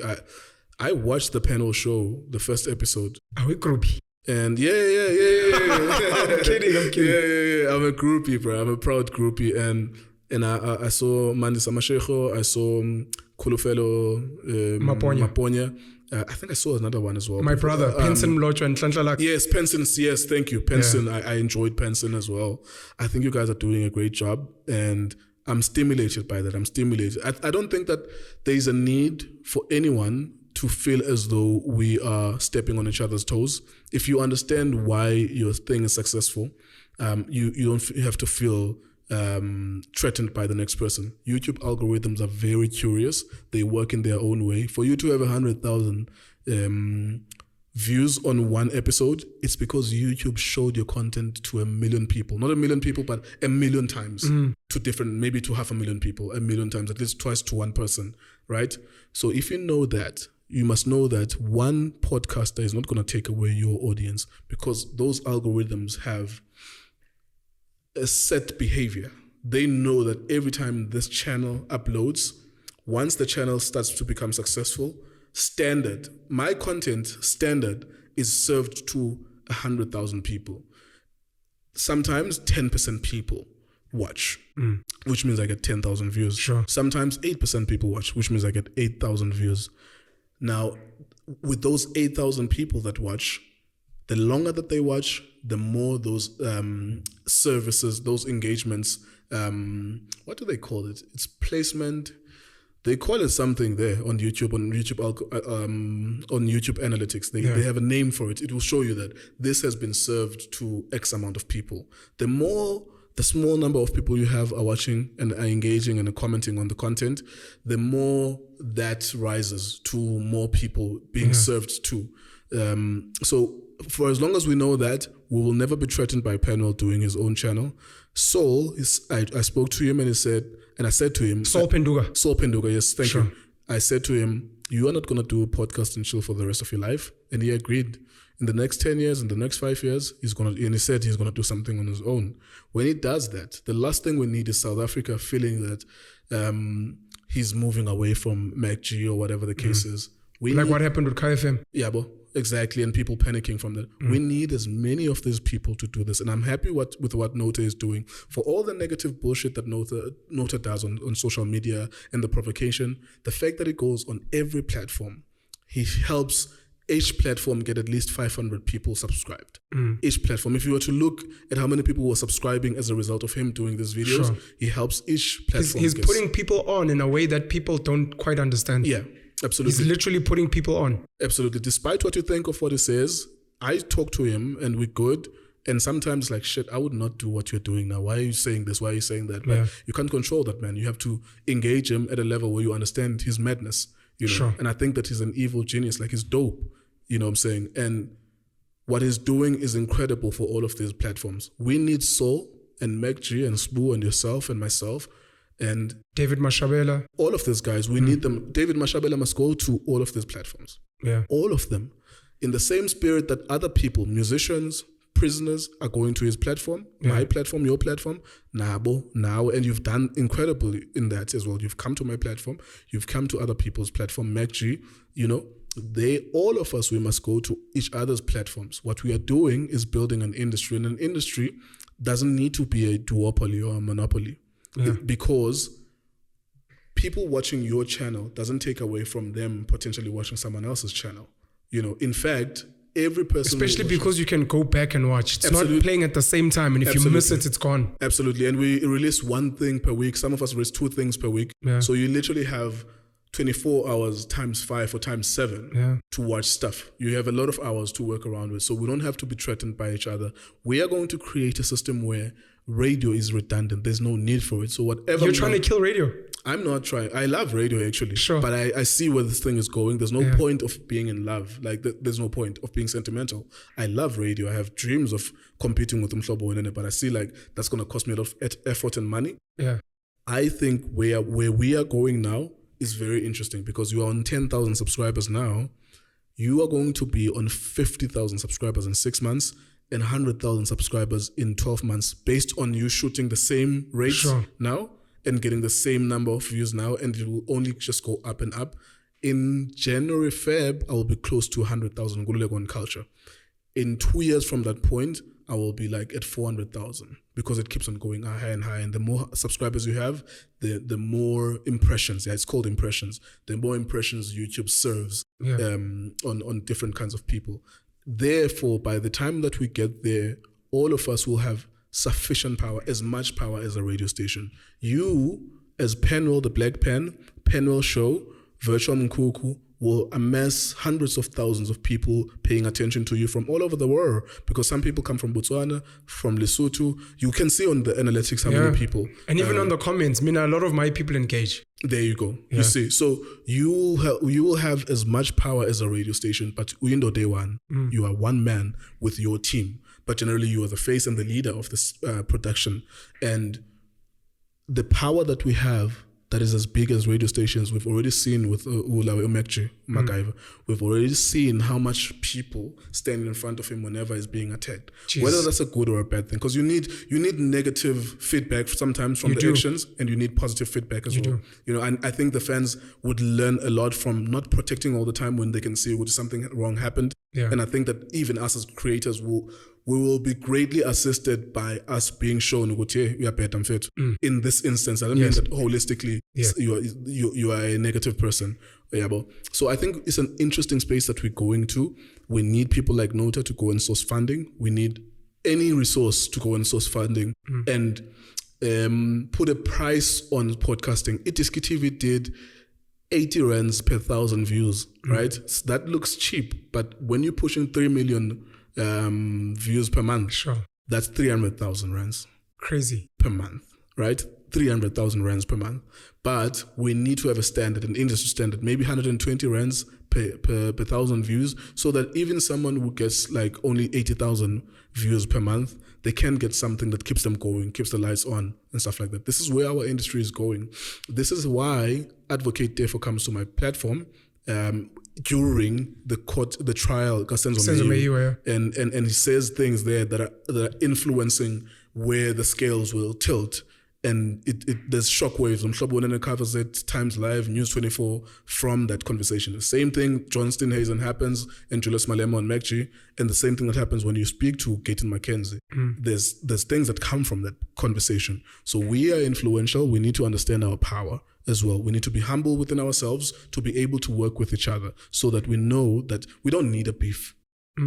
YouTube serves our content to people. We don't need any help. We already have a platform that takes the content and puts it on different places. Yes, beef would times whatever we're doing tenfold, but only temporarily. Yeah. We're good. You come to my platform, I come to your platform. Nota goes to all of these platforms, and other people, because of Nota going to these platforms, they call me to go to their platform. Literally, I'm going to another interview now where he's been. Brilliant. And he's been here already. Yeah, because Nota puts people on. We criticize him a lot. He pisses me off at times. I block him, I unblock him. But luckily, you and I are intelligent enough to be able to see through the bullshit. Sure. And see a good person who actually has a good heart. Yeah, absolutely. I agree with you. And I am in direct conflict with the way that things are done from his side. Yeah. But it's like, you don't have to be involved. And you don't have to love everything about a human being, man. Yeah. For fuck's sakes. Nota is a human being. He's a free man. He's his own man. If you like 40% of what he does, that's good enough. Absolutely. Fuck the 60%. It's got nothing to do with you. He probably has fans for that 60%. Yeah. Don't involve yourself there. Absolutely. I think the next place is for us to monetize. The reason why I was openly speaking about world sports betting and how much money they were paying and how did we charge them is so that you can go as Penuel Show and Penuel The Black Pen. Point of reference. Yeah, Oti, for every 1,000 views, I need you to pay me 95 rands. They will look at it as a small amount, but if you know you make 500,000, you know you're good. You're going to make 50,000 from that deal if you make 500,000 views per month. So that's like a learning moment for every YouTuber who's watching this. In There's my money head- to be made here. In my head, I'm thinking of Def Jam and how it formalized. I'm thinking of Kezam Taung, Irvin Khoza, Yeah. and what they've done with South African soccer and the PSL. I'm looking at stand-up comedy and what the guys Okagiso Lidiga and all the guys did. Yeah. David Cow. David Kau, Yeah. Ronnie Morimola. Yes, sir. I'm wondering if it should happen organically or if it's too early to start thinking about. We apologize for disturbing. There was a note we need to drive out the tears. Oh, Someone needs to. we're done in 5 minutes. Can 5 we wait? minutes, sir. Yeah, we're almost done. Sure, because your time is also out. Do you think it's too early? Sorry. You said you need to leave at 4. Sorry. No. The interview that I'm going to do now, there was a ruckus there. I'm glad I don't have to pay 500 rands to and fro. It's been cancelled. I just got a message now, yeah. Something happened at the shop. Thank you. Let me just thank Nota. Yo, thank you, bro, for the message. It's fine. I'm doing an interview now. I just got the message. I won't go to them. You can let him know I won't go to them. Thank you so much. Shit, that's 500 rands worth of Uber. Saved. Avoid it. Jeez. Yeah. I wish we could go on for longer, but I have to move the car. Let's shut it down anyways. Yeah.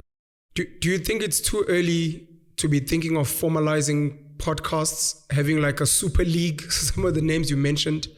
Do you think it's too early to do that? Do you think there's a platform for us to start reaching out to young kids, mentoring them, partnering with them, putting them on, and building a full network and telling them, look, we're going to be the Silicon Valley of podcasts and we can potentially take this to the world like a Sarafina, the Lion King, and show the world how it's done, like Amapiano. And do you think it's too early for that, or should we just maybe start having the conversations for now? You've initiated that convo, and I had to think about it when we last spoke.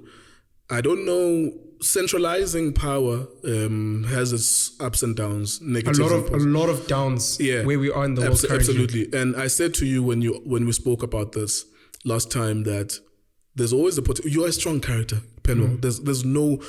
You are dope. Nota is dope. You guys are fucking leaders. Spoo is dope. You guys are strong characters. MacG is super dope because he even has a fan base. Nkululeko is dope. Exactly. Like we all have our own things as leaders. Yeah. And in my experience, I don't think that centralizing power is going to work because long term, someone is going to see where the money comes from and they're going to have a problem with their share and their cut. What I did agree with what you spoke to me about, and I really was passionate about it, I was like, shit, I'm so glad that this nigga conscientized me with this. I was like, this is interesting. We could do a Back to the City. Hip hop has Back to the City, for example, as an event where a bunch of young niggas go there to watch their favorite musicians once a year. It's coming soon, very soon. It is coming soon, yeah. And maybe we could have our own major events. Yeah. And I said to you, and I'm always very open to help out YouTubers because I rely on other people to come to my platform, right? I would gladly be part of the panel to teach about money. You mentioned this. You said, let's teach about money. Let's teach about how content is created. Let's teach about the ownership split. You know, my suspicion about Penuel's show from the jump, because of experience, was that, okay, this is not Penuel the Black Pen. So you probably don't own it 100%. This is a studio. That means it belongs to other people. So that means you had to have a relationship with other people so that there's an ownership split. The same with the virtual Mkuku. That's Hustler's Corner, DJ Spoo, and yourself. It's on Hustler's Corner, but it's owned, the structure, the way that I suspected it was that it's owned by different people as the brand Virtual Mkuku. Sure. And there will always be challenges with ownership. As I faced it with myself, Jason, and Tiff, and Wolves was betting, someone is suspicious of others' effort, you know, relative to your percentage, are you really putting in the effort? And that always comes up because at some point we're going to make money. And when we make money, it's like, shit, but I know that you've been canceling meetings. I know that you haven't been pushing your end of the bargain. So there'll be a problem. But anyways, I need to provide solutions because I'm a leader. We need to have something like an event once a year where it's sponsored. We go and speak. And our next agenda should be that Ntsiki Mazwai is on unpopular opinion. Yeah. Gigi Lamayne does Gigi. right? We need to push long form content, right? Not this gossipy bullshit. Yeah. We need to push women to have their platforms owned by them. And if we need to help them out with equipment and stuff like that, we need to help them out, owned by them. Because I think unpopular opinion is a bunch of niggas that have Ntsiki as a face, right? Maybe she owns 10% of it. Maybe she owns 20%. I don't know what the structure is. We need her. We need, and I've said this to Nota, we need to go and persuade Celeste Ntuli to start her own podcast. If she People are hungry for that. Yes. Aggressively so. Someone like her, if she needs equipment, we help her out with equipment, and she needs to be helped. And it needs to be owned by her. It needs to be her own platform, such that when it reaches 1 million subscribers, we are all proud to say there's also a woman in this, you know. And if they need help, they need help. We can't have women who are role models to our kids, but they have scripts written for them. They have people doing their makeup. They have people organizing their interviews. You and I spoke and we did this interview. We didn't have a script. We didn't have a plan. The last time we spoke, I wrote provocatively a headline, a meaningless conversation about nothing. Why? Because I own that place. No one is going to tell me what to headline. It's a provocation. If you click on it, you listen to it, you're like, shit, I'm enjoying this. And some people won't enjoy it, but we're having a dope conversation amongst two people. So we need to help out women to be able to have these conversations without being propelled by brands and being worried about this and that and having 6 interns and shit like that. They need to do it for themselves as well. So I think that's the next step. That one event and helping women, especially women with a voice who are aggressive, to have their own platforms and help them. By helping them, if we have to just go there and provoke them and talk shit in their platforms, we know we carry like 10,000 people following us. It's cool. We need to help them in that sense. I don't know, before we close, what do you think? Like, you've thought about this. What do you think should happen? No, thank you. I actually did want to close with that. Okay. I just want to say thank you so much for coming through. And I'm hoping this will be regular. I know one of the criticisms is, but we keep seeing the same faces on podcasts. And it's like, this is what it's going to stay. Stand-up comedy. It's going to be the same guys opening for other niggas until you guys step up, until you've built your own 5,000, 10,000 subscribers. And then we willing to bring you up, because it's not like we are closed. Yeah. As long as you're willing to put in work, we will hear of you and we will find you, or you will find us. Just in closing, if we don't start having the conversations around formalization, censorship, algorithms, money, etc., my only concern is we're going to see the same movie playing out, where it's going to be certain white kids somewhere or big Jewish business people somewhere that are going to come from behind us. And then we're going to find ourselves asking, why didn't we think of that? Yeah. And that's all. Yeah. And also, just lastly, there will be a push to, just like a driver's license for you to drive, there will be a push for this to be formalized, because the country will ask itself, public administrators, someone will think they're clever enough to propose this in parliament, and they will say, we cannot have, just as radio needs ICASA and ICASA's consent. And the PCCSA. Exactly. Now, there's going to be a need for us to be regulated. There was something maybe 10 years ago in the US, it was called net whatever. I forgot. It was something about the digital industry and the control of the digital industry. And people fought, and I think they won, because if they hadn't won, we would be consuming different kinds of podcasts now. This is an unregulated market that South African politicians, one of them is going to be bright enough or stupid enough to propose that, and they're going to accept it. And in order for you to podcast, you're going to have 7 women or 7 gay people on your team in order for you to meet the requirements and stuff like that. So that's where we're going. If we can make as much money as possible before we get there in 5-10 years time, that's good as well. Just think, like, to the audience, think that there's a potential that by the time you are old enough to do what we are doing, it will be a closed shop for you.